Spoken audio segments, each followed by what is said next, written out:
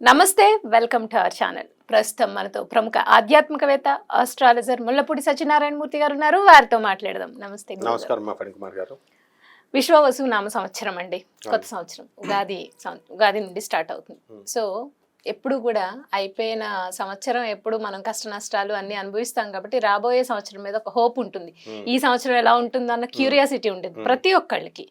So అందుకని మనం విశ్వవసు నామ సంవత్సరంలో ఓవరాల్ గా ఎలా ఉంది, అన్ని రాసుల వారికి అందరికీ ఎలా ఉంది అనేది మాట్లాడుకుని దాంతో పాటుగా రాశి ఫలితాలు కూడా చేద్దామండి. ఫస్ట్ ఓవరాల్ గా మీరు అసలు ఎలా ఉందో చెప్పి తర్వాత మేషరాశి వారికి ఎలా ఉందో చెప్పండి గురుగారు. అలాగే విశ్వావసు నామ సంవత్సరం అంటే అందరికీ సంపదలనిచ్చే సంవత్సరం అని అర్థం. సూపర్. అసలు లాస్ట్ ఇయర్ 2024 సంవత్సరం అంటే క్రోధి నామ సంవత్సరం. అందరూ కోపతాపాలతో కోర్టులకి భార్యాభర్తలు గొడవలు జరిగినాయి.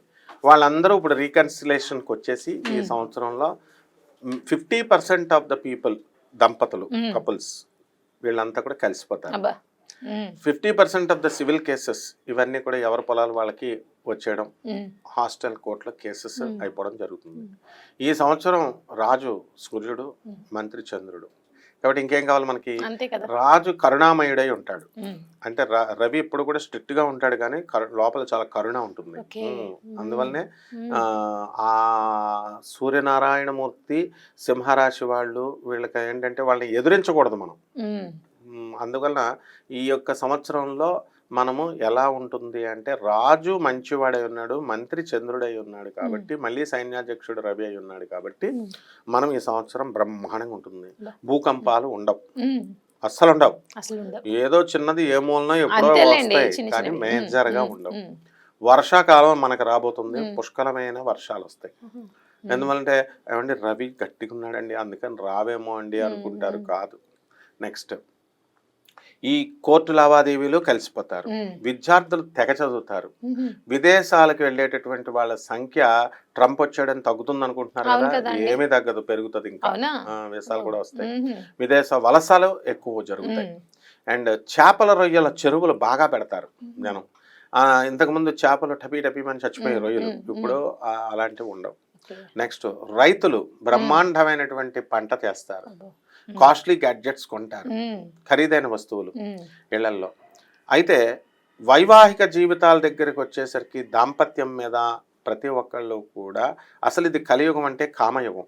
ఎక్కువ రొమాన్స్ చేయాలి కానీ ఈ సంవత్సరం దంపతులంతా కూడా కెరీర్ మీద, ఉద్యోగాల మీద దృష్టి పెడతారు. దాంపత్యం తగ్గిపోతుంది. అందువలన సంతానోత్పత్తి తగ్గిపోతుంది ఈ సంవత్సరం, పిల్లల సంతానం మీద అంతా కూడా. అలాగే వృత్తి మీద ఎక్కువ కాన్సన్ట్రేషన్ చేస్తారు.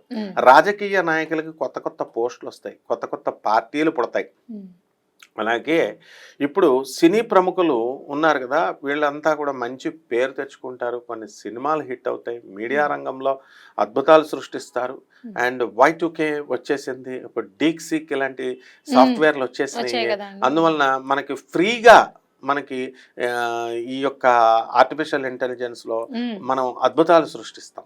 అంటే ఫ్రీగా యాప్స్ రాగానే చూస్తారు, ఇంతకు ముందు మనం మినిమం సబ్స్క్రిప్షన్స్ పెట్టి చూడాలి. ఈ విధంగా మనకి అన్ని వర్గాల ప్రజలకి కూడా, ముఖ్యంగా లేబర్, కష్టాన్ని నమ్ముకున్నటువంటి వాళ్ళకి వాళ్ళ దానికి తగ్గట్టుగా సంపద వస్తుంది, ఫలితం వస్తుంది. అండ్ యాంకర్లు, సినిమా హీరోయిన్ లాగా వాళ్ళ యొక్క చార్మ్ పెరుగుతుంది. అండ్ ఈ సంవత్సరం అంతా కూడా డామినేషన్ అన్నమాట. అంటే ఎవరి వృత్తుల్లో వాళ్ళ డామినేషన్. అలాగే ఫ్యామిలీలో లేడీ డామినేషన్ ఎక్కువ అవుతుంది, మంత్రిత్వం చేస్తారు భార్యలు. ఇంతకుముందు పాపం భర్తలను ఎలా కంట్రోల్ చేసుకోవాలో తెలియక వాళ్ళు మామూలుగా డైరెక్ట్ అడుగుతారు. ఇప్పుడు ఏమంటారు, ఇప్పుడు చూడండి, ఇంతకుముందు ఎగ్జాంపుల్ చెప్తాను. ఒక పెళ్లి సంబంధం బాగాలేదనుకోండి, నచ్చలేదు, కట్నం అవతల తక్కువ ఇస్తున్నాడు, అందుకని వీళ్ళు ఏం చెప్తారు తెలుసా, డైరెక్ట్ ఏమండి మీరు కట్నం తక్కువ ఇస్తున్నారు అందుకు మీ సంబంధం మాకు వద్దు అని చెప్పరు. ఏమండి ఫలానా జ్యోతిష్కుడు చెప్పాడండి, మా జ్యోతిష్కుడు వద్దని అన్నారండి, కలవలేదండి అని ఎలా తోసేస్తారో. ఇది వరకు సినిమాకి తీసుకెళ్ళు, నగల కొను, చీరలు కొను అని అడిగేవారు పాపం ఆడవాళ్ళు. ఇప్పుడు అట్లా అడగరు అన్నమాట. ఇప్పుడు ధనత్రయోదశి వచ్చింది, నువ్వు బంగారం కొనిపెట్టాలా, కుబేర ఇది కొంటే నువ్వు కోటీశ్వరుడు అవుతావు, లేదంటే నీ ఉద్యోగం ఊడిపోతుంది అని ఒక సింపుల్ గా మంత్రిత్వం. చంద్రుడు కదా చెప్పగానే వీడికి నిజంగానే సాఫ్ట్వేర్ రిసెషన్ లో ఉంది, ఎక్కడ ఉద్యోగం ఊడిపోతుందో అని చెప్పి భయం వేసి వీడు కొంటాడు. అలాగే చీరలు, ఒక కొత్త పండగను సృష్టిస్తారు అవసరమైతే. ఆ పండగతో చక్కగా అయితే విశ్వవసునామ సంవత్సరంలో మిథున్ రాశి వారికి ఎలా ఉంది అనేది చెప్పండి గురుగారు. విశ్వావసునామ సంవత్సరం 2025 ఉగాది నుంచి 26/2026 ఉగాది వరకు మిథున రాశి వారికి లాస్ట్ ఇయర్తో కంపేర్ చేసుకుంటే ఈ సంవత్సరం బాగుంది అని చెప్పాలి. గురుబలం తగ్గింది, ఇప్పుడు ఆ గురుబలం కొంచెం పెరుగుతుంది. ఆ తర్వాత ఈ యొక్క మిథున రాశి వారికి అందరికీ కూడా అర్ధాష్టమంలో ఉన్నటువంటి కేతువు ఇప్పుడు విక్రమస్థానంలోకి వచ్చి విదేశాలకు సంబంధించినటువంటి వ్యవహారాలలో బ్రహ్మాండంగా ఉంటుంది. ఈ మిథున రాశి వారికి విదేశాలకు సంబంధించినటువంటి ప్రొడక్ట్స్తో బిజినెస్లు చేసుకుంటే చాలా బాగుంటుంది. చాలామంది స్టూడెంట్సే కాకుండా ప్రైవేట్ ఉద్యోగస్తులు కూడా మరి ప్రభుత్వ ఫారిన్ యూనివర్సిటీస్లో చదువుకోవడానికి కానీ ఫారిన్ ఉద్యోగాల కోసం ఒక డ్రీమ్ లాగా ఉంటుంది. అవి ఒక్కొక్కసారి జరగవు. అలాంటివి ఈ సంవత్సరం మిథున రాశి వారికి జరగడానికి అవకాశాలు ఉంటాయి. ఆ తర్వాత మిథున రాశి వారికి ఒకటే ప్రాబ్లం ఏంటంటే ఈ సంవత్సరము అన్నదమ్ములతో, ఆత్మీయులతో, తల్లిదండ్రులతో వీళ్ళ యొక్క యాటిట్యూడ్ని బట్టి వాళ్ళు హర్ట్ అయ్యేటటువంటి అవకాశాలు ఉంటాయి. అన్నదమ్ముల మధ్య ప్రతిరోజు ఫోన్ చేసుకునేటటువంటి వాళ్ళు ఇప్పుడు కొంచెం ఫ్రీక్వెన్సీ తగ్గుతుందన్నమాట. అంటే ఆస్తుల వ్యవహారాల్లో అక్క తమ్ముళ్ళకి ఎక్కువ వస్తుంది, తక్కువ వస్తుంది, ఇలాంటి విషయాలు పక్కాగా జరుగుతాయి. ఇకపోతే విద్యార్థులు బ్రహ్మాండంగా చదువుతారు, ఇంకా చదవాల్సినటువంటి అవసరం ఉంది. లాస్ట్ టైంతో పోల్చుకుంటే ఈ సంవత్సరం బాగా చదువుతారు. విదేశాలలో మీకు కావలసినటువంటి చదువులకి అన్ని కోర్సులు అన్ని దేశాలు కూడా రావడానికి అవకాశాలు ఉంటాయి. ట్రంప్ అడ్డుపెట్టినా సరే మన భారతీయ విద్యార్థుల యొక్క ప్రావీణ్యత, ఆ యొక్క నైపుణ్యం ఎలాంటిదంటే వీళ్ళు వెళ్ళి తీరతారన్నమాట, ఇతర దేశాలకు పోతారు లేకపోతే. ఆ విధంగా ఈ యొక్క చైనాకి వీళ్ళంతా కూడా ఫార్మాస్యూటికల్ పౌడర్స్ ఈ సప్లై చేసి బిజినెస్లలో రాణిస్తారు. షేర్స్ అండ్ మార్కెటింగ్, ఈ షేర్స్ బిజినెస్లోకి వెళ్ళకూడదు. లాభాలు వస్తున్నాయని చూపించినప్పటికీ కూడా ఈ మిథున రాశి వాళ్ళు వెళ్ళకూడదు. దొంగ యాప్స్ వల్ల దెబ్బతినేటటువంటి అవకాశాలు ఉంటాయి అన్నమాట. నెట్వర్క్ మార్కెటింగ్ చేయకూడదు, కానీ డైరెక్ట్ మార్కెటింగ్ చేసుకోవచ్చు. ఆ విధంగా ఈ యొక్క మిథున రాశి వారి స్త్రీల దగ్గరికి వచ్చేసరికి వీళ్ళకి కాస్త ఊరట అనేటటువంటిది చెందుతారు.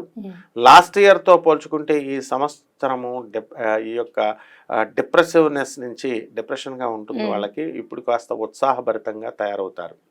అందువలన కొత్త కొత్త వ్యక్తులు పరిచయాలు అవుతాయి. ఆ వ్యక్తుల యొక్క వ్యాపారాలకి ప్రపోజల్స్ ఇచ్చినప్పుడు ఇవి ప్రాక్టికల్గా జరుగుతాయా, జరగవా, లాభాలు వస్తాయా, లాభాలు రావా అని చెప్పి బ్లైండ్గా వెళ్లకుండా ప్రాక్టికల్గా ఆలోచించుకొని వీళ్ళు స్టెప్స్ తీసుకుంటే మంచిదన్నమాట.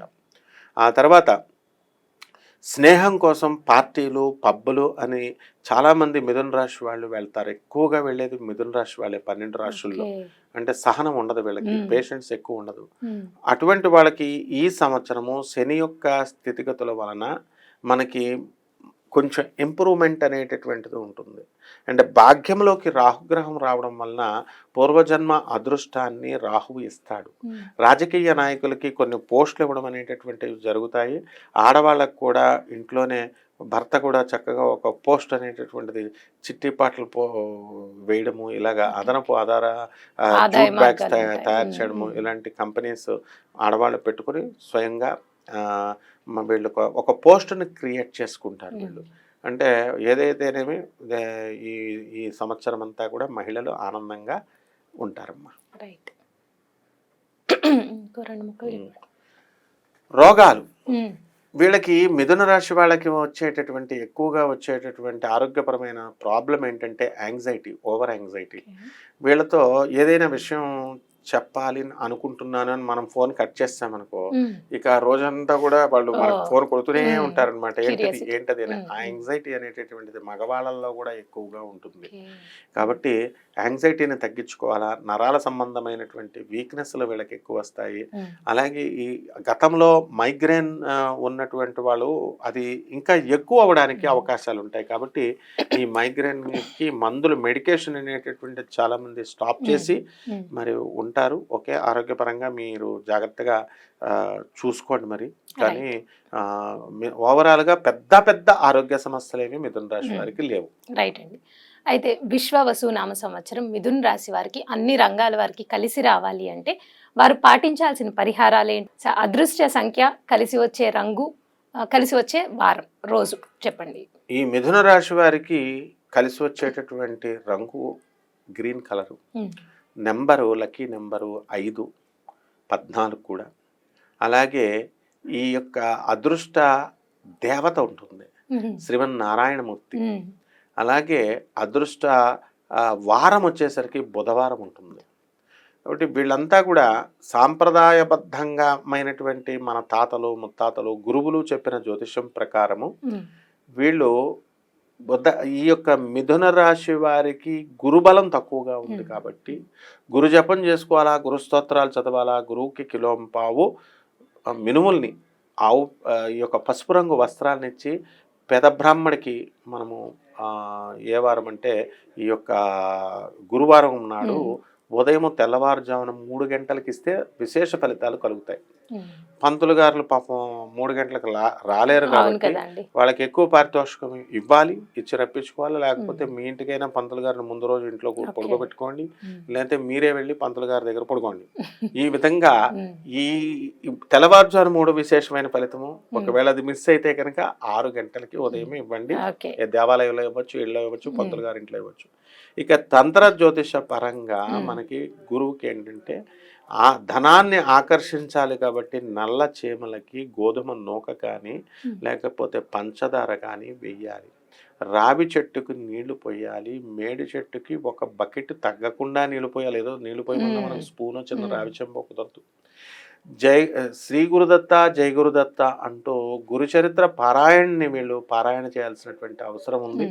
అలాగే ఆ పారాయణ చేసినప్పుడు ఏదో క్యాజువల్గా చేస్తున్నామని కాకుండా ఆ స్వామివారు చేసినటువంటి ఆ లీలల్ని పిక్చరైజేషన్ మన కళ్ళ ముందు ఆ బర్రె వట్టిపోయిన ఆ బర్రె పాలిస్తున్న ఆ దృశ్యాన్ని నృసింహ సరస్వతి స్వాముల వారు చేసినది కళ్ళకి పట్టేలా చేయాలా.